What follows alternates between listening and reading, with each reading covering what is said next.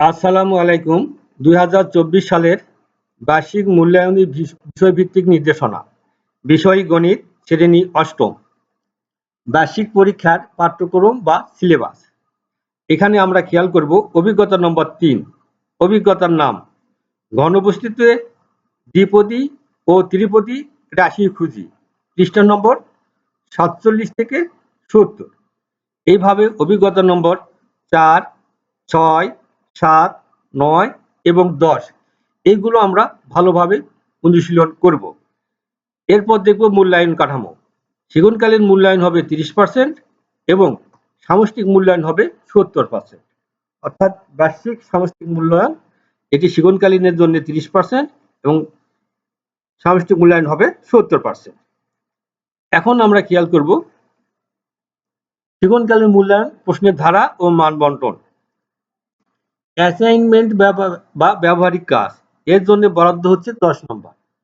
নমুনা প্রশ্ন অষ্টম শ্রেণীর গণিত পাঠ্যপুস্তকে ১৪৫ পৃষ্ঠার প্রজেক্ট ওয়ার্কটি অ্যাসাইনমেন্ট হিসেবে ব্যবহার করা যায়। এরপরে আছে অনুসন্ধানমূলক কাজ এর জন্য বরাদ্দ ১০ নম্বর। আর এখানে আমরা খেয়াল করব নমুনা প্রশ্নটি যে কোনো ব্যাসার্ধের বৃত্ত আঁকো। বৃত্তের উপর যে কোনো একটি ব্যাস এবি আঁকো। পরিধির উপর যে কোনো বিন্দু পি নিয়ে অ্যাঙ্গেল এ পি বি কোণ পরিমাপ করবে। এভাবে ভিন্ন ভিন্ন মাপের ব্যাসার্ধ নিয়ে ৭টি বৃত্ত আঁকবে এবং অ্যাঙ্গেল এ পি বি এর মান হিসাব করবে। প্রাপ্ত ফলাফলের ভিত্তিতে একটি সিদ্ধান্ত লিখবে। এরপরে আছে শ্রেণীর কাজ। এটা পাঠ্যপুস্তকে সন্নিবেশিত একক, দলগত কাজ এবং ছক পূরণ। এর জন্য বরাদ্দ হচ্ছে ১০। নমুনা প্রশ্ন অষ্টম শ্রেণীর গণিত পাঠ্যপুস্তকের ৬৪ পৃষ্ঠার একক কাজটি শ্রেণীর কাজ হিসেবে ব্যবহার করা যায়। তাহলে এখানে এই তিনটির জন্য ৩ × ৩০। এরপর যাব আমরা সামষ্টিক মূল্যায়ন প্রশ্নের ধারা ও মান বন্টন। অভিজ্ঞতার ধরন লিখিত, পূর্ণ নম্বর ১০০, সময় ৩ ঘন্টা।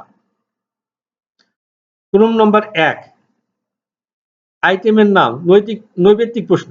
এটি থাকবে দুই রকমের। একটি হচ্ছে বহু নির্বাচনী প্রশ্ন, অর্থাৎ এখানে অপশন দেওয়া থাকবে, আর একটিতে এক কথায় উত্তর লিখতে হবে। বহু নির্বাচনী প্রশ্ন থাকবে ১৫টি, ১৫টির উত্তর দিতে হবে। এখানে প্রতিটির জন্য ১ নম্বর বরাদ্দ, অর্থাৎ ১৫টির জন্য ১৫। এক কথায় উত্তর থাকবে ১০টি, ১০টি উত্তর দিতে হবে। এটিরও ১ নম্বর করে প্রতিটির জন্য, ১০টির জন্য ১০ নম্বর। এই গেল ২৫ আমাদের নৈবেত্তিক প্রশ্ন। এরপর সংক্ষিপ্ত প্রশ্ন উত্তর ১৩টি থাকবে, ১৩টি দিতে হবে। প্রতিটির জন্য ২ নম্বর করে। এই হলো আমাদের ১৩ দুগুণে ২৬। রচনামূলক প্রশ্ন বা দৃশ্যপট নির্ভর।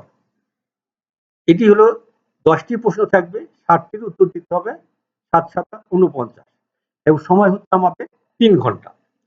দৃশ্যপট প্রশ্নের মধ্যে ২টি বা ৩টি অংশ থাকতে পারে। ২টি অংশও থাকতে পারে, ৩টি অংশও থাকতে পারে। সেক্ষেত্রে নম্বর বিভাজন হবে, যদি ২টি হয় তাহলে এক অংশে ৩, অপর অংশে ৪। যদি ৩টি হয় তাহলে এরকম হতে পারে, প্রথম অংশে ১, দ্বিতীয় অংশে ২, তৃতীয় অংশে ৪, অথবা প্রথম অংশে ২, দ্বিতীয় অংশে ২, তৃতীয় অংশে ৩, অথবা প্রথম অংশে ১, দ্বিতীয় অংশে ২, ৩ এবং তৃতীয় অংশ ৩, অর্থাৎ প্রতি ক্ষেত্রে কিন্তু ৭। এই গেল আমাদের দৃশ্যপট প্রশ্ন নির্ভর। এখন আমরা দেখব একটি নমুনা প্রশ্ন। এটি একটি নমুনা প্রশ্নপত্র।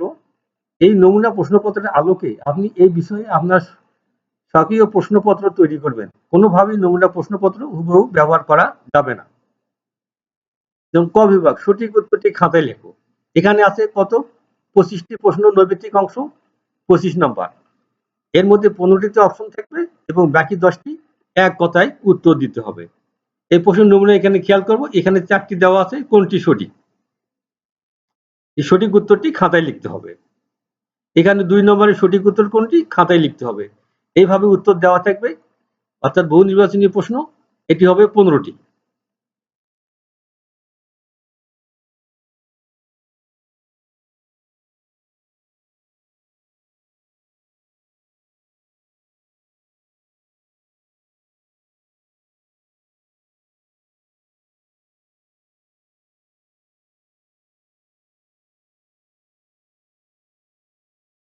এরপরে আসবে এক কথায় উত্তর। 40 টাকায় কেনা কোনো জিনিস 50 টাকায় বিক্রি করলে শতকরা কত লাভ হবে?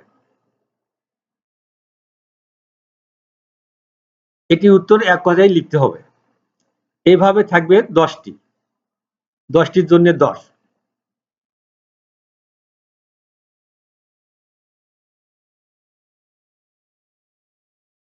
এরপরে আসবো খ নম্বরে। এখানে 13টি প্রশ্ন থাকবে, প্রত্যেকটির জন্য 2 নম্বর, 13 দুগুণী 26। অর্থাৎ এখানে পাটিগণিত, বীজগণিত, জ্যামিতি মিলেই প্রশ্নগুলো থাকবে এইরকম।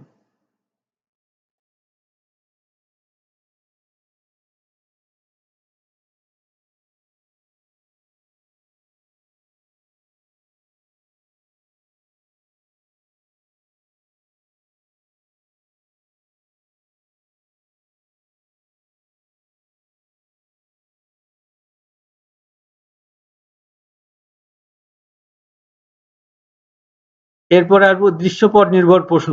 10টি থেকে 60টির উত্তর দিতে হবে। নমুনা হিসেবে 7টি প্রশ্ন দেওয়া হলো। এখানে 3টি অংশ আছে, ক, খ, গ, অর্থাৎ সৃজনশীল। এইভাবে নম্বর বাদ থাকবে 2, 2, 3 অথবা 1, 3, 3 এইভাবে।